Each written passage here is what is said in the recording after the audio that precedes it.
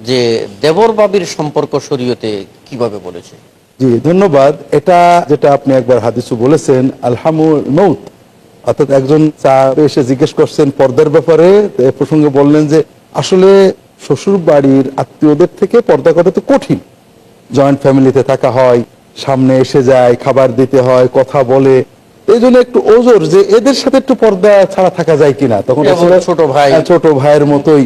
তখন রাসূলুল্লাহ সাল্লাল্লাহু আলাইহি ওয়াসাল্লাম বললেন এরা মৃত্যুর মতো, অর্থাৎ যেখানে ভয় সবচেয়ে বেশি, কাজেই এখানে পর্দা তো করতেই হবে, সচেতনতা বেশি রাখতে হবে। বেশি রাখতে হবে। এটাই তো বাস্তবতা। এবং পরিবার যত ধ্বংস হয়, পারিবারিক সমস্যা তৈরি হয়, দর্শক এটা দেখবেন এখানে দুর্বলতার কারণেই।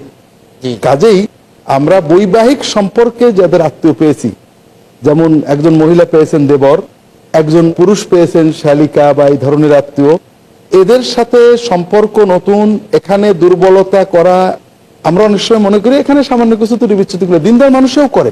এমনকি অনেক সময় আমাদের সমাজে আলেম মানুষ কি হলো? তারাও অনেকেই এটা সামান্য সমাজে কিছু মনে করেন। এই জন্যই রাসূলুল্লাহ সাল্লাল্লাহু আলাইহি ওয়াসাল্লাম সতর্ক করলেন, না এটা সামান্য না, পর্দা যত দরকার এখানে আরো বেশি দরকার। বেশি সতর্ক মৃত্যুকে থাকতে যেমন হবে। ভয় পাও, এখানে বেপর্দা হওয়াকে ঠিক তেমন ভয় পাও।